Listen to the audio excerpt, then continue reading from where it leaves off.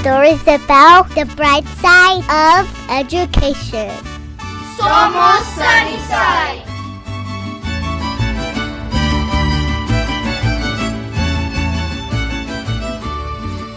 Hello, everyone. Welcome to another episode of Somos Sunnyside. I'm Jose Gastelum, the proud superintendent of the Sunnyside Unified School District, and another special guest today. Our guest today is Mr. Art Ortega. So, Mr. Ortega, welcome. Thanks for being on the show. And so, just a couple things. Let's get started by explaining to our listeners what you do here in Sunnyside.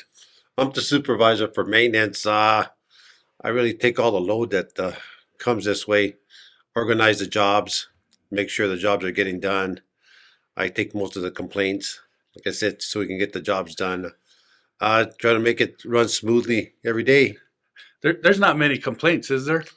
No, not that we hear of. So you make sure you take control of all of that, right? So Yeah. you're the one they complain to. You're the one that they give you the wish list, right? As in Yes. terms of how you take care of all our schools. And I think Mr. Ortega is being super humble here.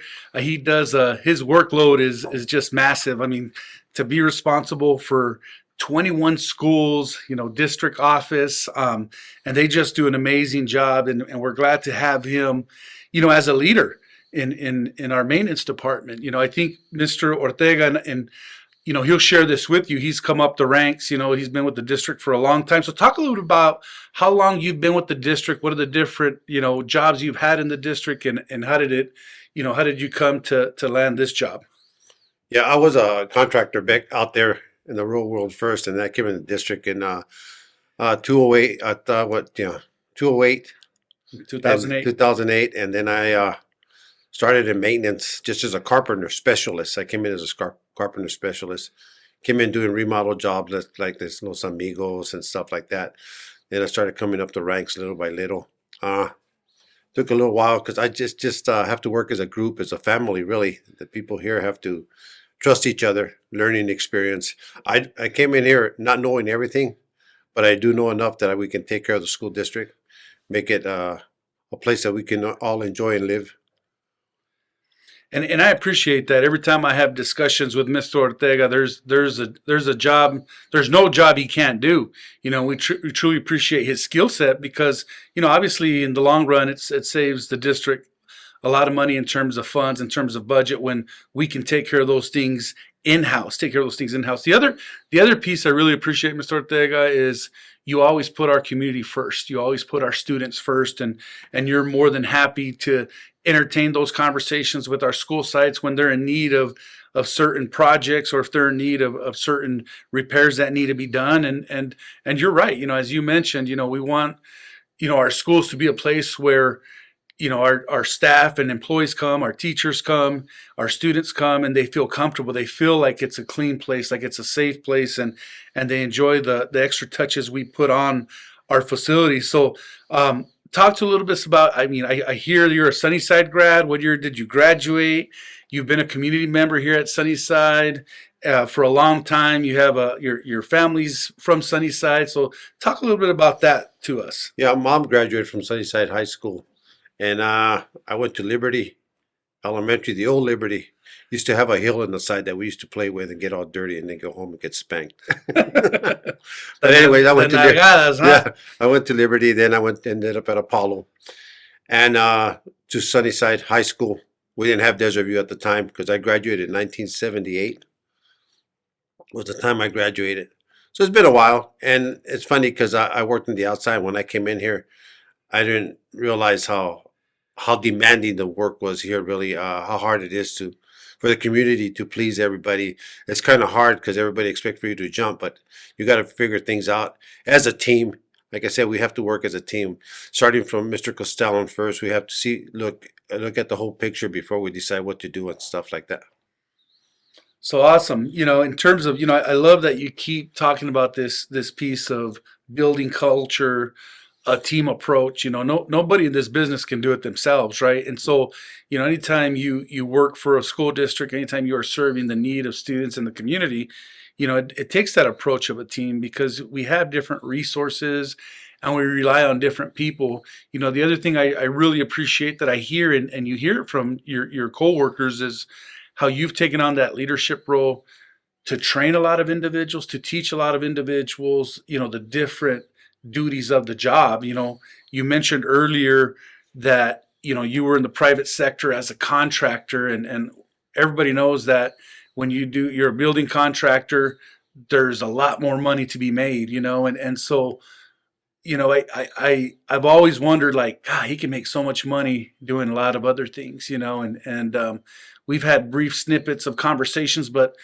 you know, I'd like you to tell our listeners, like, why you've chosen to remain in the district, why you've chosen to serve this district rather than you know, going out and making the money that's out there. In terms, there's a demand for just skilled workers, right? When it comes to construction, no matter if you're a carpenter, if you're a bricklayer, if you're a concrete finisher, electrician, I mean, Yes. plumber, I mean, there is a demand for it everywhere you go, and you remain here serving our school district. So tell us a little bit about that, Mr. Ortega. You know, this is home. I mean, we all have houses. This is my family, really. I mean, I bond with everybody. The way I approach work in the morning is I'm happy. I'm happy just to see everybody in the morning, and happy to the leadership that I have, that I can explain to the guys what I need done. I go in there and get my hands dirty also. I just don't show them. I just don't tell them what to do. I go in there and show them, because that's the kind of worker I am. I enjoy this place. I mean, I take it home with me even. They say not to, but I take it home, because if you give me a job right now, I'll start laying it out before I come back the next day, just to make sure we can get it done the right way. My theory is get it done the right way the first time. Don't come back and do it again. So that's the way I like to take care of the district myself, you know, so we can have a better place for the future, for our kids that are coming up. We all have nephews, nieces, cousins, and all them, and that's the way I see it. Yeah, spoken like a true leader, like a true teacher, right? We always say, don't just tell people what to do, teach them how to do it, model it for them, right? Yes, sir. And I really love that piece, because, you know, although, you know, in our organization, we always say there's no hierarchy in learning. It's not about positional power either, right? And so although you're the supervisor, you know, when we see you out there, we know you're getting your hands dirty with all the rest of the team, and working together. And so I'm sure that's a way you earn respect in this business. And so, you know, that's awesome to hear. And I love that piece of doing it right the first time, right? I remember there was an old saying that you know, my dad used to always talk about. He said, "El huevón trabaja doble," Yeah. right? And Yes, so sir. to translate that, you know, those that are lazy work double, right? You got to do it over again. So and you know, when you do it right the first time, that you're also saving money, right? In terms of, you're not spending extra money. And so, you know, a lot of our, you know, I guess the other piece is, how do you keep up with this caseload of just, you know, we call them work tickets, right? And we call them, you know, there's our schools put in tickets when there's a need to fix something, when there's a need to have something done, or a project. You know, it's just not maintaining. You know, you guys do a lot of building. I've seen where you guys create offices, or you guys close a wall, or, you know, put new doors and stuff like that. Look, I think they're giving you there's a work ticket right there. I think you just got a call, but we're going to hang on to them. Ignore that call, Mr. Ortega, because we want to make sure to hang on to you a little bit here. And I know you're always on the phone, but, you know, I think take us through the mindset of, how do you manage, you know, because it's not like, you know, we have tons of maintenance workers. Not like our maintenance department is huge. We're actually, you know, have trimmed down. It was trimmed down over the years, and we haven't been able to build it back up, and we're slowly trying to build it back up. So how do you manage such, you know, a big workload? The way to manage that is the team that I have. They respect me, because I showed them that I can do the work with them. I'm not one of those bosses that's going to tell them, like I said earlier. I get in there and get dirty, so they respect that kind of worker. And that's the only way I can get them to understand that, hey, we're doing it together. We're a team. I can't do it individual. The leadership that I have under me, lead men that I have a meeting with them every once in a while and explain to them what we need to get done, what has to be done and where, when, and how come. And that's the only way we're going to get it done. But I do lay out things and I tell them to. I mean, I'm on the phone even at night, 9:30, 10 o'clock, water leaks, whatever is going on, so we can take care of the issue. But the people that we have underneath now, they understand a little better. It's like I tell the guys, we're here because we want to be, not because we have to be. And those that stay are the ones that appreciate where we're at and understand that. So they're willing to stay, even like we said earlier. I mean, there's more money out there, but the people here want to stay here because we enjoy each other and we respect each other and we take pride in what we do. Good. So, it's awesome to hear that there's standing meetings. It sounds like you give your coworkers a voice, and some of these projects and some of these, work projects that you guys got going on. And so the expectations are real clear in terms of completing jobs, of making sure everybody has a say in it. And so, I also truly appreciate this piece that, our workers have choices, right? Our maintenance department, they have choices and they choose to be here, right? And so we want to thank them for choosing Sunnyside, for choosing the community.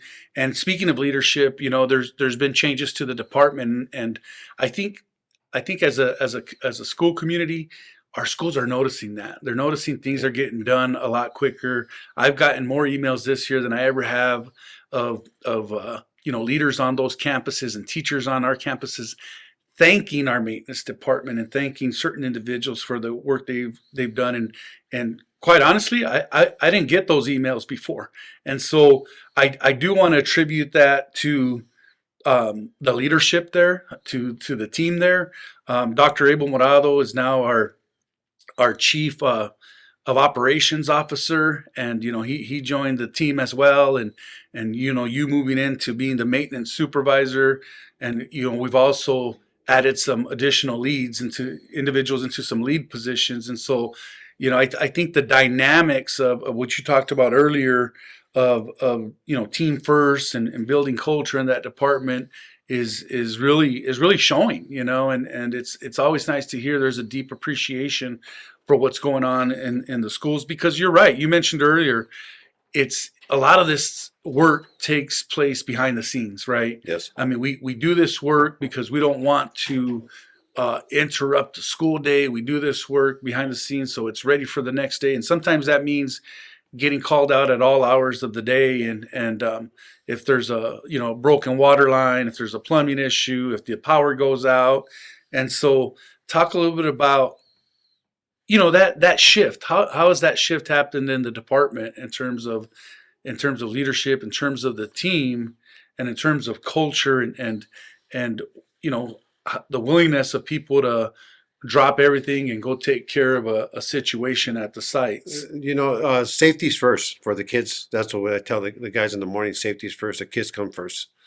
But first of all, I'd like to thank you for being such a good leader. So from there, it trickles down to us. We appreciate everything you do first of all. But the guys are willing to come out because you need a good leader on top to appreciate what we do and you understand where we're coming from. And that's where the guys, we can talk, and there's nothing bad said about nobody out there. They appreciate everything we do. But these guys, I can call them any time of the day, even for a little input, and they're willing to come out anytime and help out. You can see us in emergencies, always out here. I mean, no matter what time it is, rain or shine, we have to take care of issues.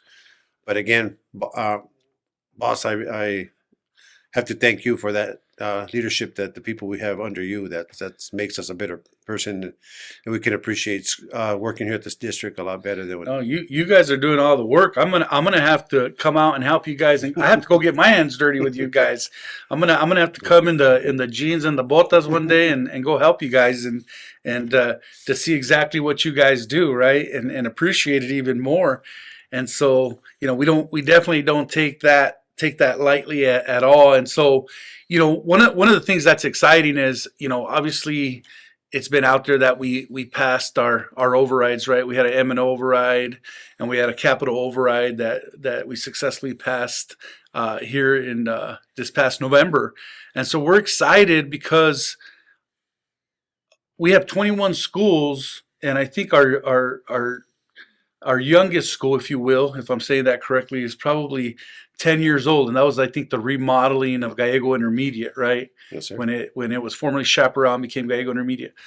A lot of our other schools are have aged, right? They're old, man, and they're showing their colors. And so, one of the things that you guys have really concentrated on this year has been that curb appeal. I know with Dr. Morado, we had a plan where we were really trying to work on the curb appeal of each school. And so like a lot of the landscaping has been done. I know at Sunnyside High School, we finally got that area in front of the library done, decorative rock and some trees and shrubs are there. We have all the new marquees, in the district. And so, that's the look from the outside. I think with one of our goals is to start modernizing some of our buildings, right? In terms Yes. of equipment, in terms of what they need. And we want to thank our voters out there. We want to thank our communities for supporting this capital override, because now we'll have the means to do some of this work. We don't have enough money to do every single school, but we're going to prioritize and take care of the top priorities of every school. And so, I'm definitely excited about that. And I know you guys have big plans to also contribute to that piece. And so tell me a little bit about, what you see out there in terms of our schools, and what are the biggest needs out there? Our biggest needs is we're filling up our maintenance department, with that's kind of nice. We're kind of getting all stocked up. But like you said, boss, the schools are old. Our plumbing is old. We have plumbing problems every day. Old pipes underground. You don't know what's under there till you start cleaning them out and stuff. And that's the biggest problem we have. That and irrigation issues. You can see that our grasses ain't green. They're irrigation. I mean, if we can get a couple of guys for an irrigation crew that can just concentrate on that, so we can make our schools look beautiful like everybody else's. I mean, we have a beautiful community. We have a beautiful place. It's just something missing there. Yeah, a little absolutely. green. I agree with you. And so, we're definitely going to work on that. So that's a message to you people out there. If there's anybody out there interested in working for the Sunnyside Maintenance Department, we do have some vacancies there, and we're looking for team players. We're looking for those people that are invested in this community, that are wanting to make a difference and come to work, right? These guys do an amazing job. The team has been amazing from the office team to those out in the field. And we're looking forward to using those monies that we receive from the override to start beautifying our schools and our campuses. And so, because our kids deserve it. They deserve the very best. They deserve to come to schools that are clean. They deserve to come to schools that there's an expectation of excellence, right? And so we want that to remain a priority for sure. Anything else you want to share with us, Mr. Ortega? Just that we haven't covered? Just sports. I'm sorry, just sports. Yeah, When I played sports, absolutely. I played football for Sunnyside, and then I wrestled for Sunnyside and played baseball for Sunnyside. It's just kind of hard to. I don't know. Well, you can erase some of this stuff. Anyway, it's kind of hard to. We didn't have to pay for nothing, and I don't know how that is so hard. There's so many good athletic people out there that can't afford it. If there's anything we can do to help them out, I mean, if I could myself, I would take some upon myself to buy them shoes to wrestle, to buy them. Now you got to buy, shoulder pads, everything to play ball and stuff like that. That's the hard part for me. As a community member, I've been living here. I even have, as a taxpayer and stuff. I mean, it's kind of hard. I have nephews and nieces which they can't play because they can't afford it because nana and tata. But other than that, they have friends that you got to help. Yeah. And I don't know how we can do that. Yeah, I appreciate you saying that, and we need a lot of support, for those individuals that are willing to donate. We do definitely take some tax credit donations, and you can designate your tax credit to a certain sport, to athletics in general. It's unfortunate that we do have to charge participation fees because there's just a lot to pay for. But one thing I will say is we work with families. There's nobody should be denied an opportunity not to participate in a sport because of a financial situation. And so we definitely take that into consideration. And and speaking of sports, I think for me and for you and for many others, that's what brought us to school when we were young, right? Exactly. And so it's those opportunities of I call it school connectedness. Yes. I call it what is that connected piece that brings you to school every single day?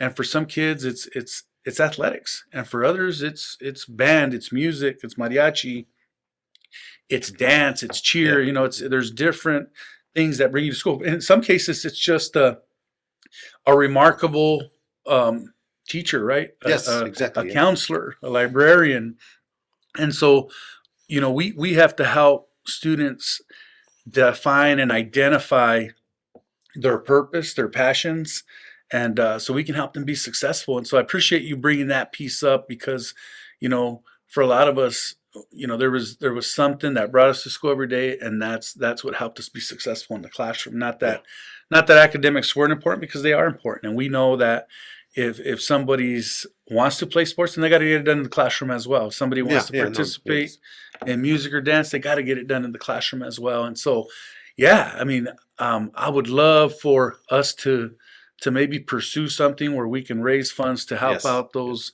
individuals that are in need.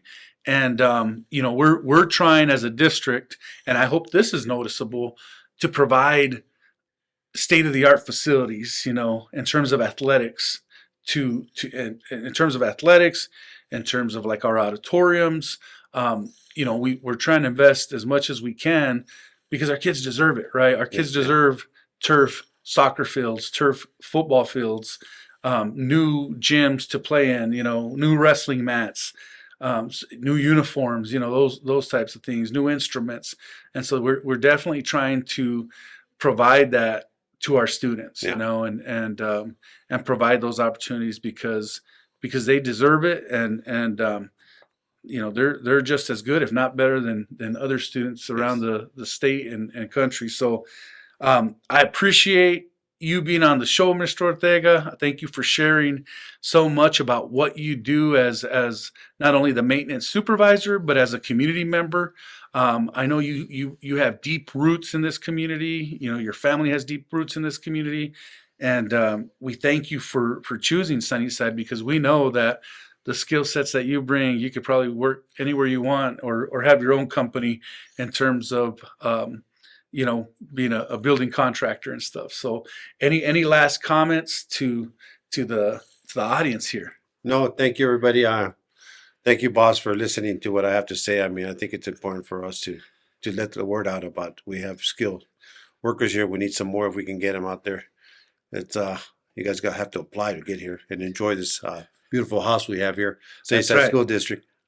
That's right. That's a great shout out. And lastly, I just want to share this. I want to share that as a district, as an organization, everyone in this organization matters. And I've had the privilege and honor now to have, I've had teachers on our show. I've had administrators on our show. I've had community members on our show, and it's just not about what your qualifications are. We've had classified individuals, employees on our show. So it's really giving the audience this knowledge and information of it takes everybody. It takes a village to run a school district, and everybody in the organization matters, and we need to continue to operate that way, right? We need individuals in this organization that care deeply about this community and deeply about our students and employees. And so thank you for being that person, because that's kind of what we're shooting for, and we'll wrap up with that, because it's a good way to wrap up.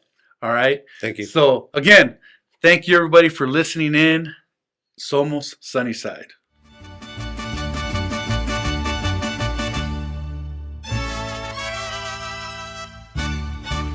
Somos Sunnyside. Thank you for tuning in to another episode of Somos Sunnyside. We hope you enjoyed the conversation and found it entertaining. If you liked what you heard, don't forget to subscribe and share our podcast with la comunidad. For updates on future episodes and more, be sure to follow us on social media and visit our website at susd12.org.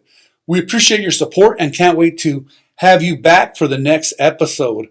Hasta la próxima vez en Somos Sunnyside.